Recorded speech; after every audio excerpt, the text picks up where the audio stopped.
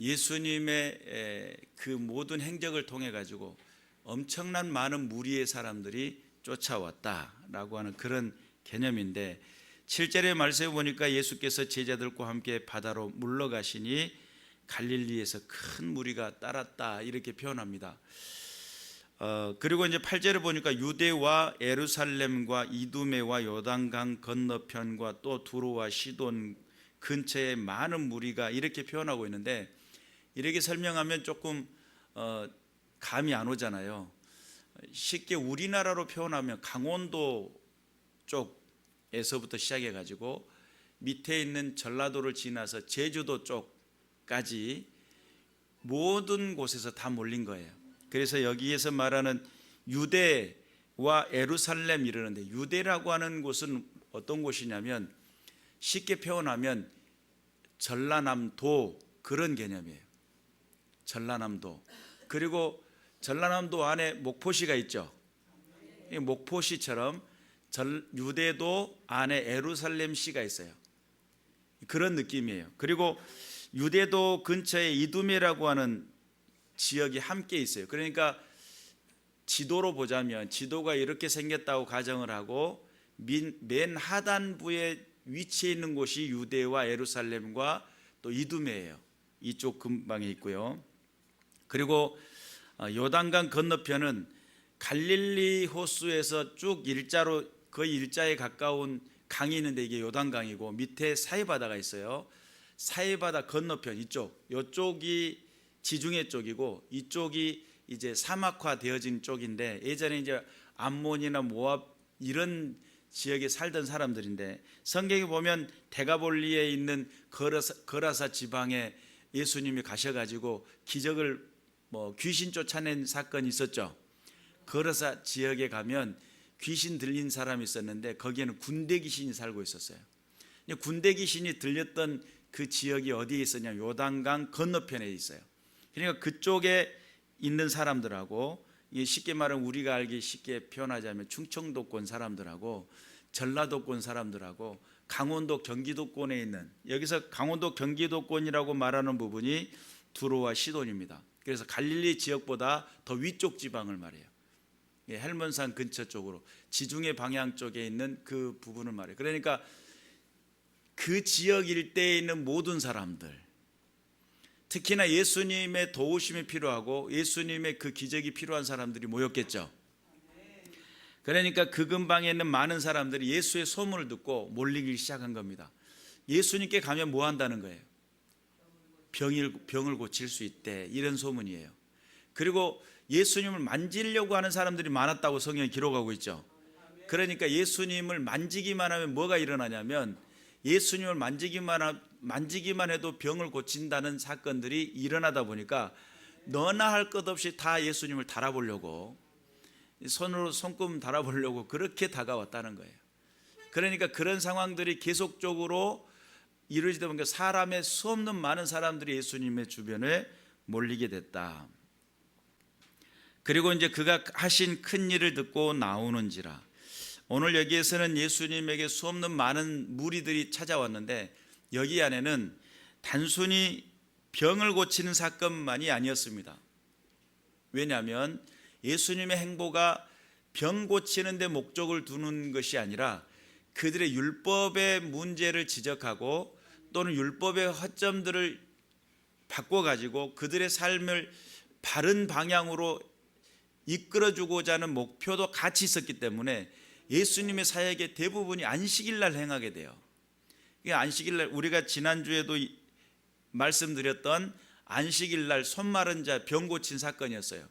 그런데 그 지난주 우리가 읽었던 그 본문 안에는 어떤 내용이 기록이 되어 있었냐면, 사람들이 예수를 고발하려고 하여 안식일 날 그 사람을 고치는가 주시했다는 거예요. 주목하고 주시하고 있었어요. 이제 그런 사건들이 벌어지고 있었어요. 그래서 당시 그 사람들은 예수님을 고발하고 싶은 마음이 처음에는 있었는데, 나중에는 어떻게 마음이 바뀌냐면, 그 안식일 날 병 고친, 손 마른 자 병 고친 사건을 통해서 예수님을 죽이기로 결탁을 합니다. 얘는 고발할 정도로 안 되겠다, 그냥 차라리 죽이자. 그냥 싸우자 이것도 아니고 어떻게 하자? 죽여야 되겠다. 예수님은 이 땅에서 죽여야 되겠다. 이렇게 결론을 내려진 상황이에요. 그러다 보니까 오늘 우리가 읽었던 본문 3장 7절 이하에 12절에 보니까 예수께서 자기를 나타내지 말라고 많이 경고를 해요. 예수님의 이 경고는 아직 때가 이르지 않았기 때문에 그래요. 예수님이 활동하고 예수님이 만나야 될 사람이 있어요. 예수님이 찾아가서 신방 가야 될 사람이 있고요. 예수님이 그의 인생을 건져줘야 될 영혼들이 있었어요. 그리고 예수님이 전달해야 될 메시지가 있어요. 그러니까 말씀도 전하는 시간이 예를 들어 30분이다 그러면 전반부 10분 안에 나오는 말씀이 있고 후반부 30분 안에 나오는 말씀이 있잖아요. 그런 것처럼 예수님이 이 땅에 전달하시고 싶었던 메시지가 있는데 다 전달이 되지 않은 상황인데 지금 귀신 들린 사람들이 자꾸 예수님을 뭐라고 해요? 저는 하나님의 아들이다 막 이렇게 소문을 내니까 예수님의 입장이 더 곤란해지는 거예요. 많은 사람들에게 지금 예수님 만나야 되고 예수님 살아계신 역사를 드러내야 되고 하나님의 뜻을 나타내야 될 그런 상황인데 자꾸 방해를 받으니까. 자, 그래서 지금 현재 이들은 안식일 날 병 고친 사건이 하나의 그때 당시 엄청난 뉴스거리, 신문으로 말하면 대서특필할 사건이에요. 안식일 날 병을 고쳤대. 엄청난 사건이죠. 지금 안식일 날 예수님이 일을 했다는 것에 대해서 회자되는 많은 사람들에게 오고 이야기되어지는 그런 일 가운데 한 가지가 안식일 날 병 고친 사건이고요. 그리고 또한 두 번째 뉴스거리라고 한다면 바리새인과 헤롯 당이 의기투합을 했대 이것입니다.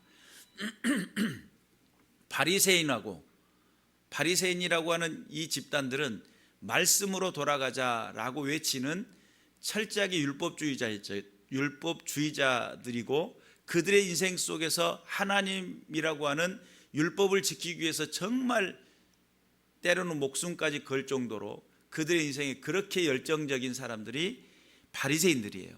그런데 바리새인들이 제일 싫어하는 집단이 어디냐면 헤롯 당원들이에요. 왜냐하면 헤롯 당원들은 로마의 속국 아래, 그들이 로마 속국 아래 있으면서 오늘날 우리에게 이야기하자면 일제 강점기 때 그들 편에서 일했던 사람들, 그런 느낌인 거죠. 로마 속국 아래 있으면서 로마에게 세금 바치고 로마로부터 임명받아 가지고 그런 사람들과 더불어 결탁을 한다. 특히나 율법을 사랑하고 하나님 나라의 이스라엘이라고 하는 나라를 사랑하는 백성들일수록 헤롯 당원들과는 거리가 좀 있어야 돼요. 그들이 보기에 친해질 수 없는 집단들이에요. 서로 인사할 수 있는 그런 관계가 아니에요. 근데 그렇게 할 수 있었던 그 배경이 뭐냐면 죽여야 되기 때문에 그래요. 예수님을 죽이기로 결탁했기 때문에, 이거는 우리가 스스로 죽일 수 있는 권한이 없기 때문에 이건 정치권을 발동시켜야 된다라고 하는 결론에 도달했기 때문에 그래요. 이것이 또 두 번째 큰 뉴스거리가 됩니다. 그리고 또 예수를 고발하려고 했는데 처음에는 고발이었어요. 그리고 다음에는 죽이자라고 결론을 내려지는 것도 하나의 큰 이슈거리가 됩니다. 그래서 주변에 예수님께 가까이 나왔던 수없는 많은 무리들 가운데 병 때문에 나온 사람도 있죠. 귀신 들려가지고 있었던 사람들도 있었어요. 근데 질병을 고치는 것도 목적이고 또 귀신 때문에 고통받는 사람들이 새롭게 고침받는 것도 목적이지만 여기서 또 하나의 그들의 마음속에 또 하나의 어떤 궁금증, 또 어떤 재미라고 볼 수 있는 것 중에 한 가지가 바리새인들과 더불어 대치하고 있는 예수님이세요. 지금까지 그들에게서 아니요라고 해본 적이 없고 그들의 모든 율법을 교훈을 받아야 되고 훈련을 받아야 됐던 백성들 중에 그들에게 아니요라고 이야기하는 예수라고 하는 젊은 청년이 하나 등장을 했는데 그가 외치기를 잘못됐다는 거죠. 야, 생명을 살리는 것과 죽이는 것, 너는 어떤 것을 선택할래? 이런 질문을 하는 겁니다. 그리고 선을 행하는 것과 악을 행하는 것 중에 어떤 것을 선택할래? 어떤 것이 옳다고 생각하냐? 라고 이야기를 하는 겁니다. 그리고 예수님이 그들을 향하여서 탄식하시고 노를 바라셔요. 그런 이야기들이 주변에, 예수님 주변의 기적을 보았던 모든 사람들이 입술과 입술을 통해 가지고 전달됐겠죠. 엄청나게 전달됐을 거예요. 도대체 한 청년이 나타나는데 우리는 그 권위 앞에 한 번도 아니오라고 이야기를 해본 적이 없고, 그들의 정한 법칙을 따라 살아야만 된다고 생각했던 우리들인데, 한 청년 하나가, 30대 초반의 청년 하나가 등장을 해가지고 율법의 허점을 지적하기 시작합니다. 그러니 거기는 구경꾼들도 엄청나게 많았을 거예요. 성경에 기록된 인물들 중에, 성경 안에 기록된 인물들은 정말 선별된 인물들이에요. 그런데 거기에 주인공이 되어 있는 인물들이 있는가 반면에 구경꾼들이 있을 수 있죠. 재미난 구경거리가 생겼다 그러면서 사람들을 모집해 가지고 구경하는 사람들이 있을 거 아닙니까? 그래서 수없는 많은 무리 가운데 나는 어떤 존재이기를 원하는가, 내 자신을 한번 돌아봤으면 좋겠어요. 그리고 소문을 쫓아다닐 때에 예수님의 긍휼하심을 믿고 그 믿음을 통해서 인생에 고침받아 하나님 나라의 소망을 갖는 믿음의 사람들이 되는 것이 정말 중요한 일인데, 소문만을 쫓아다니다가 쓰러지고 넘어지는 백성들, 그리고 그렇게 그 소문 때문에 결국은 그 사람은 또 다른 소문을 또 쫓게 되겠죠. 정착이 안 되고 방황하게 되고 또 넘어지게 되고, 이런 것들이 계속적인 반복이 일어날 거예요. 우리가 정신 차려서 예수 믿고 구원받아야 될 줄로 믿습니다. 그래서 예수님은 바리새인들을 향하여서 너희는 마음이 완악하구나, 마음이 완악하다는 거예요. 그리고 이 완악함은 악으로 표현하고 있어요. 그리고 죽이는 것으로 표현하고 있어요. 성경의 전반적인 내용을 통해서 보면 너의 그 마음의 그 완악함은 결국은 생명을 살리는 것이 아니라 죽이는 것이다. 너의 그 마음의 완악함은 하나님 앞에서 선을 행하는 것이 아니고 악을 행하는 것이다. 그래서 예수님은 탄식하셔요. 세상에 하나님의 율법을 안다고 하는 저들, 하나님의 말씀대로 순종한다고 하는 저들, 하나님의 뜻에 따라 주의 영광을 살겠다고 작정했던 저들은 정작 저들의 마음속에는 하나님이 안 계시는구나, 하나님의 말씀이 없구나, 하나님의 율법을 지킨다고 하면서도 저들의 삶 속에는 생명이 없구나, 그리고 생명을 살리는 데 관심 있는 것이 아니라 자기들이 정해놓은 그 규칙에 인생의 목숨을 걸었구나. 잘못된 선택이죠. 우리가 신앙을 하면서 수없는 많은 선택을 해야 되는 상황들이 찾아와요. 그때마다 물어요. 너는 과연 믿느냐라고 하는 질문이에요. 내가 과연 하나님을 믿고 있느냐라는 그런 질문이에요. 내가 하나님의 뜻대로 순종하고 하나님이 기뻐하시는 믿음의 삶을 살고 있느냐라고 하는 그런 질문들이 될 줄로 믿습니다. 그때마다 저와 여러분은 어떤 선택을 해야 되죠? 예, 믿습니다. 마음이 완악하다라는 것은 고집을 말해요. 사람이 고집을 부리기 시작하면, 무슨 누가 그러던데, 죽은 아무개 씨가 산 아무개 씨가 죽은 무슨 씨를 못 해본다고, 하여튼 그런 씨들이 있어요. 고집이 겁나게 센 사람들. 근데 이 고집을 부려가지고, 이 고집이 어떻게 보면 완악함인데, 그 완악함이 마음에 자리 잡고 있으면 하나님의 그 부르심 앞에 응답하지 못하고 하나님의 인도하심을 따르지 못하는 경우들이 생겨날 수 있습니다. 우리는 항상 우리의 마음을 비울 줄 아는, 하나님의 음성에 귀 기울일 줄 아는, 하나님의 인도하심을 따라 순종할 줄 아는, 하나님이 가자고 하실 때 그게 들려질 수 있는, 그래서 성경은 뭐라고 표현해요? 귀 있는 자는 성령이 교회들에게 하시는 음성을 들을지어다.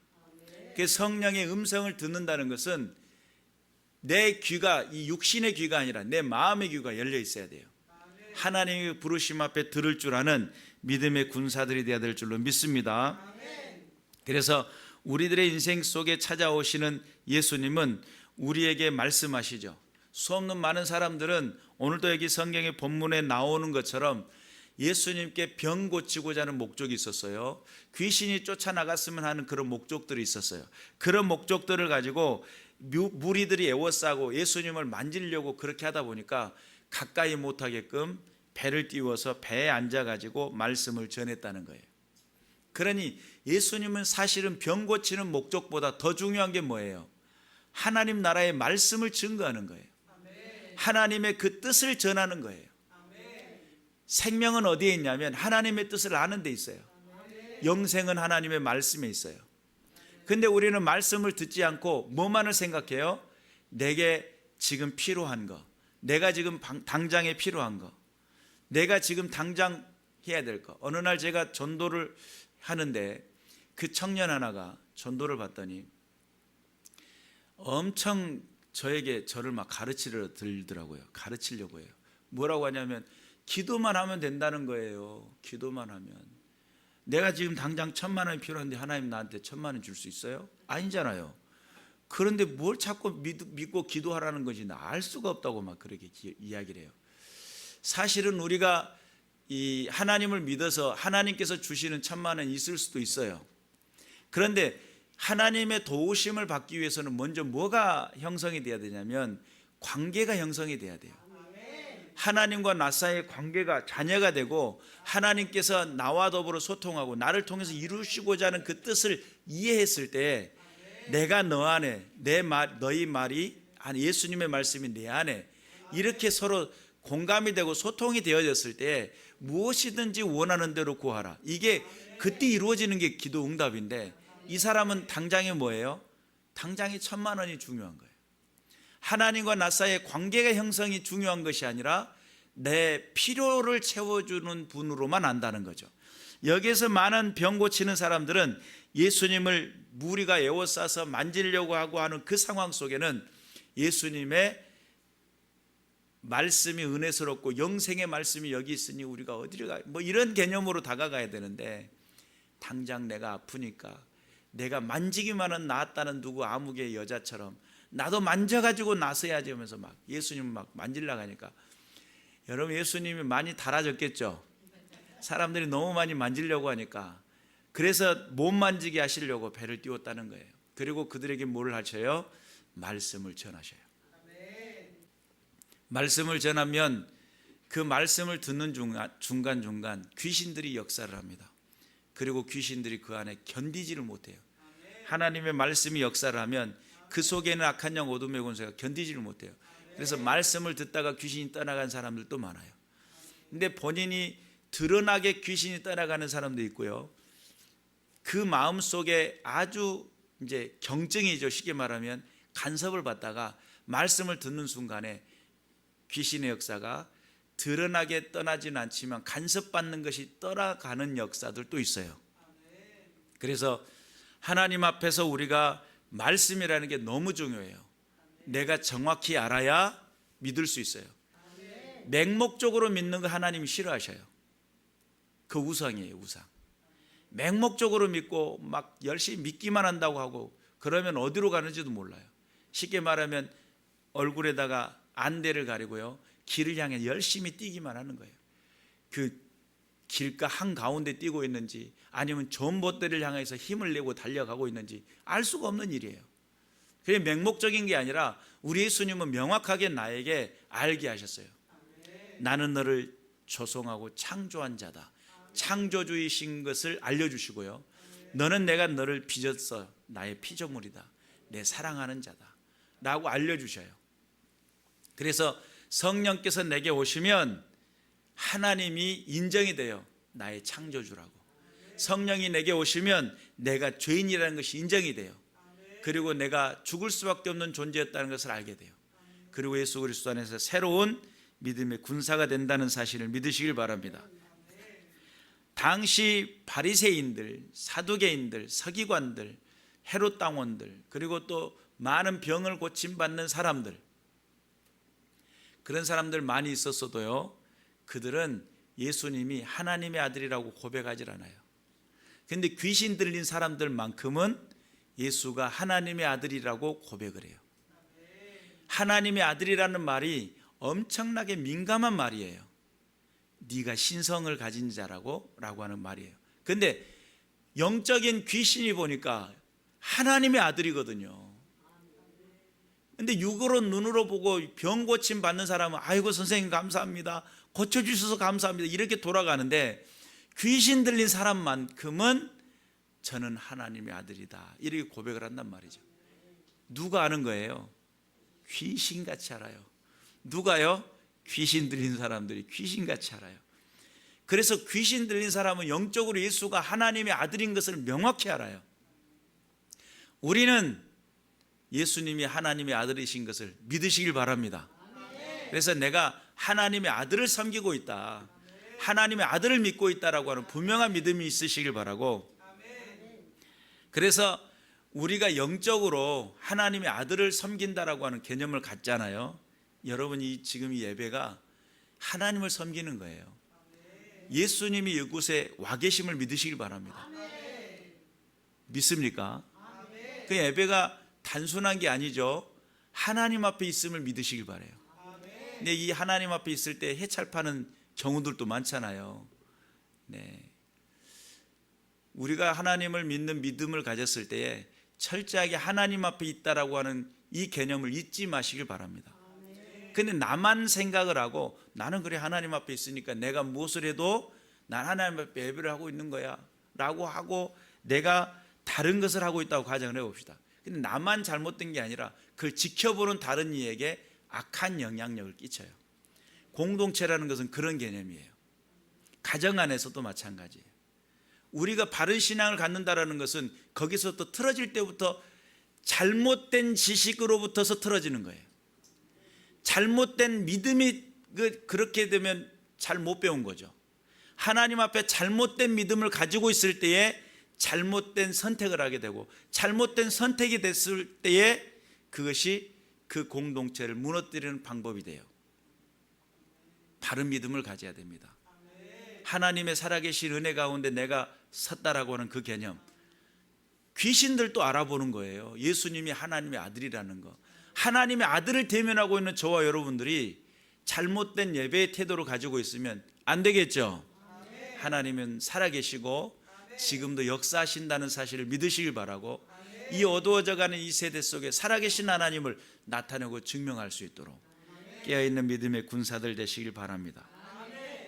수많은 무리들 가운데 자기 필요를 채우러 나온 사람들, 그리고 수없는 많은 사람들 가운데 정말 그 고통에서 해방되고 싶어서 찾아온 사람들, 그리고 수없는 많은 무리들 가운데 정말 재미난 이야기가 있다더라.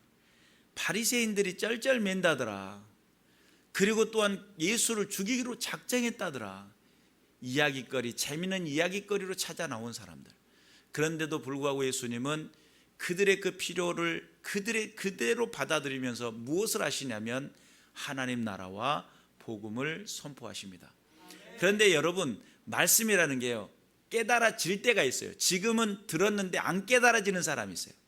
근데 시간이 지나잖아요. 성령께서 그 말씀이 생각나게 해줘요. 그런데 말씀을 듣지도 않았는데 생각이 나겠습니까?